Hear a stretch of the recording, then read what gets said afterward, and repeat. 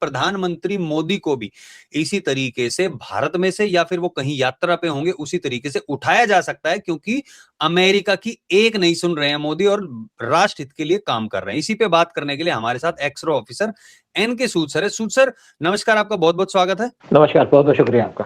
सूद sir, क्या सोचना है आपका कि मोदी को भी इसी तरीके से क्या उठाया जा सकता है जैसे गुंडागर्दी अमेरिका ने वेनेजुएला में की है? सबसे पहले बात करेंगे कि हुआ क्या है। रात को 2 बजे सैटरडे को वेनेजुएला के प्रेसिडेंट और उनकी वाइफ वो सोए हुए थे।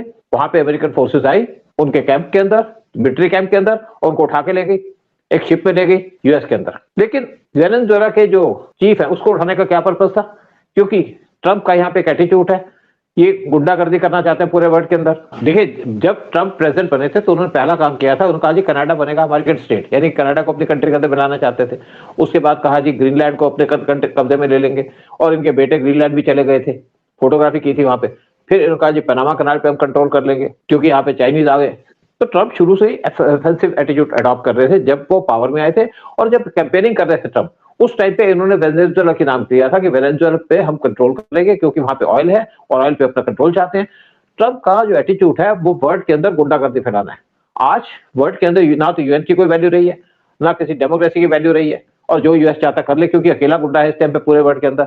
लेकिन ट्रंप ने जो काम किया है वेनेजुएला के प्रेसिडेंट के खिलाफ, कोई भी देखिए यूरोपियन कंट्री नहीं बोला, जो बात करते हैं ह्यूमन राइट्स की। और इनको उठा करके उन्होंने 4 चार्जेस लगा दिए इनके ऊपर। 4 चार्जेस, हर एक चार्ज के अंदर जो इनको जेल होगी वो होगी 20-20 साल की, यानी कि 80 साल की जेल होगी, और ये जेल से कभी बाहर भी नहीं आएंगे। अगर चारों चार्जेस में इनको इंडिक्ट कर दिया गया तो वो पैरेलली चलेंगे, एक के बाद दूसरा चलेगा।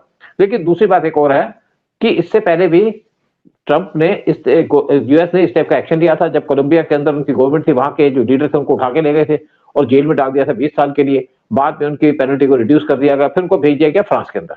लेकिन ये जो प्रेसिडेंट है इनको छोड़ा नहीं जाएगा क्योंकि कम्युनिस्ट हैं, ट्रंप कम्युनिस्टों को हेट करते हैं।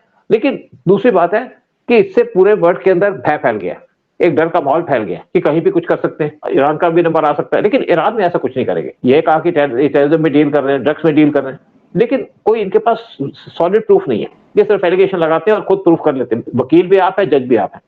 इससे पहले इन्होंने सद्दाम हुसैन पे एलिगेशन लगाई थी कि उनके पास केमिकल वेपन्स है, और अपनी फोर्सेस भेज दी थी इराक के अंदर, और सद्दाम हुसैन को कैप्चर करके उसको वहीं की वहीं फांसी दे दी थी। लेकिन जो खर्चा हुआ इनका इराक पे अटैक करने का, सारा दिया सऊदी से, क्योंकि उनका इससे आपको खतरा था सद्दाम हुसैन से, इसीलिए इसको हमने यहाँ पे मारा। तो यूएस इस टाइम पे एक तरीके से वर्ल्ड में गुंडागर्दी फैलाना चाहता है। देखिए किस तरीके से इन्होंने शेख हसीना को पावर से हटाया, डीप स्टेट का काम था, अपनी फोर्सेज नहीं भेजी, लेकिन इनडायरेक्टली काम कर दिया क्योंकि अमेरिका बहुत बड़ी पावर है और अकेली पावर है। आज वर्ल्ड में प्रॉब्लम यह है कि वर्ल्ड में एक ही सुपर पावर है। रशिया इस टाइम पे अलग वॉर में इन्वॉल्व है, इस टाइम पे यूक्रेन के साथ, उसको वहां पे एंगेज करके रखा है। चाइना अभी इतना बड़ा नहीं हुआ कि चाइना यहाँ पे इंटरवीन करे, और इसको अरेस्ट करने से पहले, अपने फोर्सेस को भेजने से पहले इनकी मीटिंग हुई थी, यानी कि चाइनीज एम्बेसडर से आपके वेनेजुएला के प्रेसिडेंट की मीटिंग हुई थी रात को 12 बजे, और 2 घंटे के बाद इनको उठा लिया गया। चाइना भी देखता रह गया क्योंकि बड़ा स्विफ्ट एक्शन था। और इनको उठाने का जो एक्चुअली एक्शन था वो पहले प्लान किया गया था, लेकिन बीच में आ गया आपका क्रिसमस, इसलिए छोड़ दिया गया। फिर नाइजीरिया पे एंटर करना था, नाइजीरिया पे अटैक करना था, और नाइजीरिया पे अटैक करने का भी पर्पस था कि वहां पे भी ऑयल है, उसको भी लेना चाहते हैं। लेकिन इस बीच में देखा कि वेनेजुएला तो बहुत बड़ी एक हमारी मछली है जिसको पकड़ना है, इसीलिए इसके प्रेसिडेंट को उठा लिया, और वहां पे जो अपोजिशन की लीडर थी उसको बना रहे हैं वहां के प्रेसिडेंट, जिसको आपने देखा कुछ महीने पहले उन्होंने रिवार्ड दिया। और ये रिवार्ड ऐसे आदमियों को देते हैं कि उनको रिवार्ड देकर के जो इनके एजेंट होते बना लेते हैं पक्के से, और उनको बिठा देते हैं कहीं ना कहीं। जिस तरीके से बांग्लादेश के अंदर मोहम्मद यूनुस को बिठा दिया, बर्बाद कर दिया बांग्लादेश, और इसी तरीके से पूरा बर्बाद कर देंगे वेनेजुएला को। लेकिन उसको बर्बाद करने के साथ अपनी पॉकेट भरेंगे। बांग्लादेश से उनको कोई फायदा नहीं है। बांग्लादेश से सिर्फ एक उनका पर्पस था, वो था इंडिया को टारगेट करना, मोहम्मद यूनुस को वहां बिठा करके। लेकिन वेनेजुएला का जो पर्पस है वो है यूएस का ऑयल, वहां से ऑयल लेना। जो सबसे ज्यादा वर्ल्ड के अंदर ऑयल है वेनेजुएला के अंदर है, और वहां पे 1.4 ट्रिलियन का मिनरल्स है जो यूएस कब्जे में करना चाहता है। और यूएस इसी तरीके से वर्ल्ड को लूट रहा है। ईरान को भी इसने इस तरीके से लूटा था। जब ईरान के राजा रजा पहलवी ने इनको अपोज किया कि आप मेरी ऑयल की वैल्यू को लूट रहे हैं, तो इन्होंने वहां पे खोमेनी को भेज दिया ईरान के अंदर, और वहां से ईरान की गवर्नमेंट को हटा दिया। और पहलवी के हटने के बाद वहां पे इनको फायदा तो नहीं हुआ, लेकिन ईरान को डिस्ट्रॉय कर दिया। इनका यही पर्पज है। लीबिया के प्रेसिडेंट को भी इसी तरीके से मार दिया इन्होंने, क्योंकि उनकी बात नहीं मानता था। और आपने देखा कि किस तरीके से मोदी को मारने की कोशिश की गई थी जब मोदी चाइना गए थे अगस्त 31 को। और उससे पहले लाल बहादुर शास्त्री का मर्डर किया था इन्होंने, क्योंकि लाल बहादुर शास्त्री इंडिया को न्यूक्लियर बनाना चाहते थे। इंदिरा गांधी के मर्डर के पीछे भी पाकिस्तान की आईएसआई और सीआईए का रोल था, क्योंकि इंदिरा गांधी की बात नहीं मानती थी। और इंदिरा गांधी वो लेडी है जिसने पाकिस्तान के 2 टुकड़े किए। और वो डिफीट पाकिस्तान की नहीं थी, एक्चुअली वो डिफीट थी यूएस की, क्योंकि यूएस की फोर्सेस पाकिस्तान को पूरा सपोर्ट कर रही थी, पूरा नाटो उसको सपोर्ट कर रहा था, पूरा गल्फ उसको सपोर्ट कर रहा था। उसके बावजूद भी हमने पाकिस्तान को हरा के पाकिस्तान के 2 टुकड़े कर दिए। लेकिन अमेरिका की इंटेंशन ठीक नहीं है। अमेरिका किसी भी कंट्री को पावरफुल देखना ही चाहता, चाहे इंडिया हो चाहे कोई और हो। इस चक्कर में तो मोदी पर अटैक भी काफी बार हुए हैं, अलग अलग तरीके से हुए हैं। तो क्या जो मोदी को उठाने की बातें की जा रही हैं, प्रधानमंत्री मोदी जी को, क्या इस तरीके की हिमाकत भी कर सकता है अमेरिका? देखिए, मारने की कोशिश तो मोदी को की थी जब मोदी चाइना के अंदर गए थे, एससीओ की मीटिंग अटेंड कर रहे थे। और उस टाइम पे पुतिन मोदी को साइड पे ले गए, 15-10 मिनट तक पुतिन मोदी की वेट करते रहे। और उसके बाद उनको अपनी गाड़ी में ले गए, जब बुलेट प्रूफ भी थी और रॉकेट प्रूफ भी थी। और वहां जाके 35 मिनट से बात की। और उसके बाद मोदी ने कहीं किसी कंट्री में जाना था, गए नहीं, अवॉइड करते रहे। लेकिन मोदी पे अटेम्प्ट हो सकती है, इसमें कोई डाउट की बात नहीं। लेकिन इस तरीके की जो यूएस जो वेनेजुएला के अंदर की है, उस तरीके से फोर्सेस नहीं भेज सकता, क्योंकि हम एक बड़ी कंट्री है, हमारे पास 13.5 लाख की आर्मी है और हमारी एक सबसे बड़ी डेमोक्रेसी है वर्ल्ड के अंदर। वो चुपचाप मर्डर तो कर सकते हैं, लेकिन इस टाइप की किडनैपिंग नहीं कर सकते। और फिर मोदी के खिलाफ चार्ज क्या लगाएंगे? क्या करप्शन कर रहा मोदी? क्या मोदी यहाँ पे इनके यहाँ पे आर्म्स एमुनिशन बेच रहा है? क्या मोदी यहाँ पे मिलिटेंसी कर रहा है पाकिस्तान के अंदर, यूएस के अंदर? लेकिन ट्रंप मोदी को हार्म करने की कोशिश करेंगे जरूर, और पहले भी की है, क्योंकि ये एजेंडा ट्रंप का नहीं है, ये एजेंडा है यूएस की डीप स्टेट का, इंडिया को कमजोर करना। क्योंकि आज उनको इंडिया से डर लग रहा है, और जिस तरीके से इंडिया ने पाकिस्तान को हराया ऑपरेशन सिंदूर के अंदर, तब से यूएस काफी नर्वस हो गया कि इंडिया तो स्ट्रांग बनता जा रहा है। और जितनी भी आर्म्स की डील थी वो कैंसिल कर दी गई है, चाहे पीएटाई प्लेन की बात थी, चाहे हमने जस्ट लेने थे वो भी नहीं दिए। लेकिन इंडिया अपना काम कर रहा है, तेजी से काम कर रहा है। इंडिया अपनी ग्रोथ को देख रहा है। आपने रिसेंटली देखा होगा किस तरीके से इंडिया ने S-400 मिसाइल को टेस्ट किया, जिसकी रेंज है 3500 किलोमीटर और जो न्यूक्लियर आर्म्स भी ले जा सकती है। और बहुत जल्दी इंडिया एक और मिसाइल टेस्ट करने जा रहा है जिसकी रेंज होगी 8000 किलोमीटर की, और वो मिसाइल पूरे यूरोप को घेर सकती है, साथ में यूएस के अंदर भी पहुंच सकती है। इंडिया अपनी तैयारी कर रहा है, स्ट्रेंथ से कर रहा है। लेकिन क्योंकि वेनेजुएला क्लोज था अमेरिका के, तो इसने वहां पे काम कर लिया। लेकिन आपने देखा होगा जब पुतिन इंडिया के अंदर आए थे तो वहां पे एक एग्रीमेंट हुआ। वो एग्रीमेंट था कि दोनों एक दूसरे की बेसिस को करेंगे। और रशिया के 3000 सोल्जर्स, एक्चुअली सोल्जर्स नहीं है, वो है टेक्निकल एक्सपर्ट्स, जो इंडिया के अंदर रहेंगे और पूरे तरीके से मॉनिटर करेंगे कि अगर कोई भी ऐसी हरकत की जाती है यूएस के द्वारा, ट्रंप के द्वारा। और यानी कि केजीबी आज काम कर रही है इंडिया के साथ मिलकर के। बांग्लादेश के अंदर भी इन्होंने मोदी को जब मारने की कोशिश की तो वहां पे पाकिस्तान की आईएसआई, सीआईए और टर्किश की MIT, वो 3 इंटेलिजेंस एजेंसी है, जो तीनों वहां पे एक्टिव थे। और उस टाइम पे जब पता चला कि मोदी को मारने की कोशिश की जा रही है, तो केजीबी और रॉ के एजेंसी से मिलकर के काम किया और जो आदमी उनको मारना चाह रहा था उसको वहां पे न्यूट्रलाइज कर दिया, पॉइजन देकर के उसके ब्रेकफास्ट के अंदर। और साथ साथ वहां पे 40 लोग जो बिलोंग करते थे पाकिस्तान की आईएसआई को, बांग्लादेश की इंटेलिजेंस को, और जो सीआईए को हेल्प कर रहे थे, उनको भी एलिमिनेट कर दिया गया। और अब बांग्लादेश से जो डीप स्टेट है वो बाहर हो चुकी है, क्योंकि इनके लोग वहां रेगुलरली मारे जा रहे हैं। जब हादी की हत्या हुई थी, जो बांग्लादेश का अपोजिशन का लीडर था या स्टूडेंट लीडर था, उसके बाद एक और जो सीआईए का लीडर था सेंट मार्टिन आइलैंड के अंदर, जो इनका ऑपरेटिव था, उसको मार दिया गया। और उसके बाद उसकी बॉडी को ले गए ढाका से ले गए यूएस के अंदर बगैर पोस्टमार्टम के। तो यूएस इस टाइप पे घबराया हुआ, स्पेशली इंडिया को देख करके, क्योंकि इंडिया और केजीबी क्लोजली काम कर रहे हैं। और लेकिन वेनेजुएला काफी दूर कंट्री है, यूएस के क्लोज है, तो यहाँ पे रशिया का ज्यादा इन्फ्लुएंस नहीं है। लेकिन हमारे पे खतरा तो बना ही हुआ। आपने देखा होगा कि जब से मोदी पावर में है तब से यहाँ पे कुछ 2 एंटी इंडिया एजेंडा चला रहे हैं। जैसे 2020 में ट्रंप आए थे तो भी यहाँ पे एजिटेशन की गई थी, और जो आदमी एजिटेशन के अंदर इन्वॉल्व थे आज भी जेल के अंदर है। और यूएस अपने प्रेसिडेंट की नहीं मानता, लेकिन आज ट्रंप टोटल कंट्रोल में आ चुके हैं डीप स्टेट के, जो वर्ल्ड के अंदर टेररिज्म फैला रही है। सबसे बड़ा जो टेररिस्ट है वर्ल्ड का वो है यूनाइटेड स्टेट्स ऑफ अमेरिका या ट्रंप।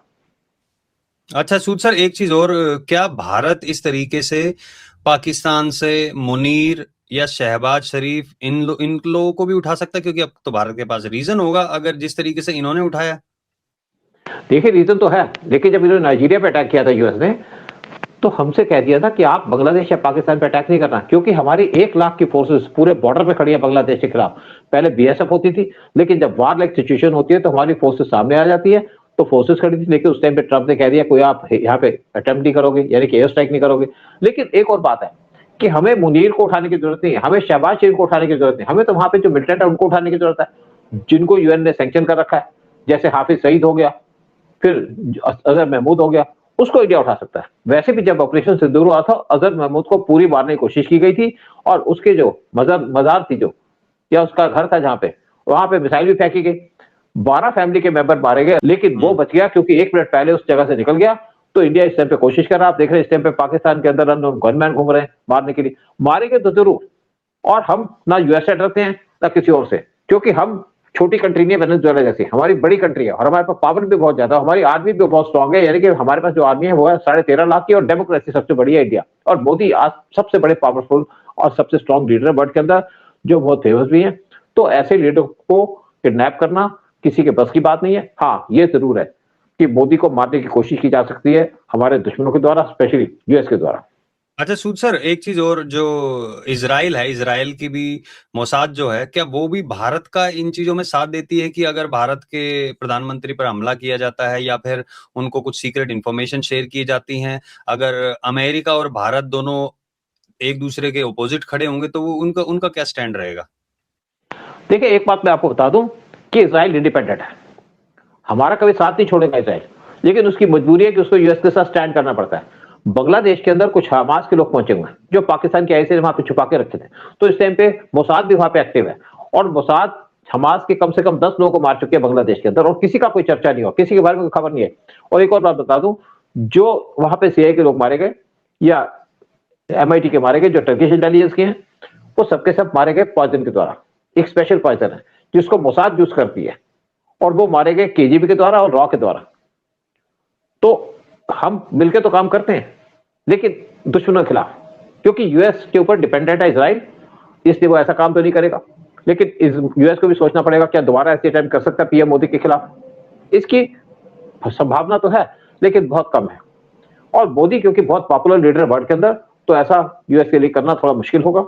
लेकिन यूएस अपने अचीवमेंट के लिए कुछ भी कर सकता है, वो किसी को मार सकता है। हमारे साइंटिस्ट को मारा था, होमी भाभा को मारा था यूएस ने जनवरी 1966 के अंदर, उनका पूरा प्लेन उड़ा दिया था, जिसके अंदर 127 लोग बैठे थे, और वो उड़ाया था फ्रांस के ऊपर। एक आदमी को मारने के लिए 127 लोगों को मार दिया। इनके लिए कोई आदमी की वैल्यू नहीं है, इनके लिए ह्यूमन राइट्स की कोई वैल्यू नहीं।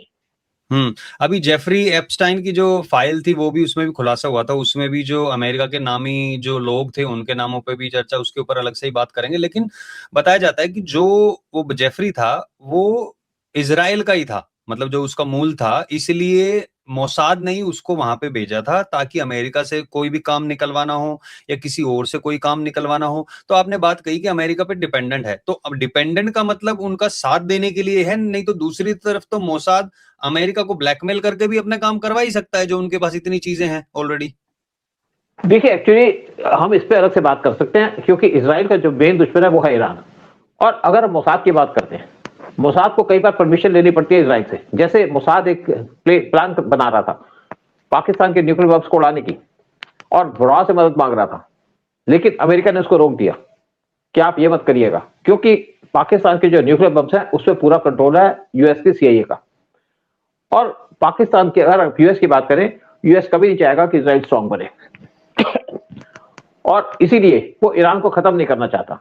आपने जिस टाइप का ऑपरेशन यहाँ पे किया है वेनेजुएला के अंदर, आप ईरान के अंदर भी कर सकते हैं। वहां तो आज लोग डिमॉन्स्ट्रेशन कर रहे हैं, लेकिन क्यों नहीं कर रहे? क्योंकि ये चाहते हैं कि वहां पे ईरान जिंदा रहे, या ईरान के जो इस्लामिस्ट है जिंदा रहे। और इस्लाम, अगर ईरान के इस्लामिस्ट जिंदा रहेंगे तो मोसाद या इजराइल थोड़ा सा कमजोर रहेगा, क्योंकि आप आपस में झगड़े के अंदर लगा रहेगा, और इसी वजह से वो ईरान के गवर्नमेंट को गिराना नहीं चाहते। और दूसरी तरफ आप सऊदी की बात कीजिएगा, सऊदी ये चाहता है कि ईरान की गवर्नमेंट हटे। अगर ईरान से गवर्नमेंट हटती है, जो इस्लामिक गवर्नमेंट हटती है, तो सबसे ज्यादा फायदा होगा इजराइल को, और इजराइल बहुत जल्दी बूम कर जाएगा, उसकी इकोनॉमी बूम कर जाएगी, क्योंकि उसका कोई दुश्मन नहीं रहेगा, डायरेक्ट एनिमी रहेगा गल्फ के अंदर। और इसी तरीके से सऊदी भी वो चाहता है ईरान जाए, क्योंकि ईरान बनना चाहता है रीजनल लीडर इस्लामिक वर्ल्ड का, और उसके रास्ते में खड़ा है आपका सऊदी अरबिया। अगर ईरान खत्म होता है तो सऊदी को एक मौका मिल जाएगा अपने आप को प्रोजेक्ट करने का, इस्लामिक लीडर का, world leader of Islamic world, और वो उसकी ताकत भी बढ़ जाएगी, जो यूएस ये भी नहीं चाहता। तो यूएस कंट्रियों के अंदर झगड़े बना के रखता है। अब एक और बात बताऊं आपको कि जब इजराइल की इन्होंने कंट्री बनाई थी तो जगह ऐसी क्यों दी जहां से उसके आसपास मुस्लिम कंट्री और सारे दुश्मन वहां थे, क्यों नहीं इसको यूरोप के अंदर कंट्री दे दी? इनके पास तो बहुत सी जगह अमेरिका के अंदर, वहां क्यों नहीं बसाया? बसाया इसलिए कि यहाँ पे झगड़ा चलता रहे, झगड़ा चलेगा तो आर्म्स बिकेंगे, और इजराइल के उसको पता है कि इजराइल के लोग काफी ताकतवर हैं, यानी कि ब्रेनी लोग हैं, और इसीलिए इजराइल को बसाया इन्होंने उस जगह पे जहां पे आसपास दुश्मन है, और इजराइल उनसे लड़ता रहेगा सारी जिंदगी के लिए। ना तो इजराइल पावरफुल हो पाएगा। अगर इन्होंने यहूदियों को इस टाइप की ताकत दे दी या उसको इंडिपेंडेंट कर दिया तो यहूदी अपने ब्रेन की वजह से बहुत पूरे वर्ल्ड पे कंट्रोल कर सकते हैं। इसीलिए तो हिटलर ने यहूदियों को मारा था।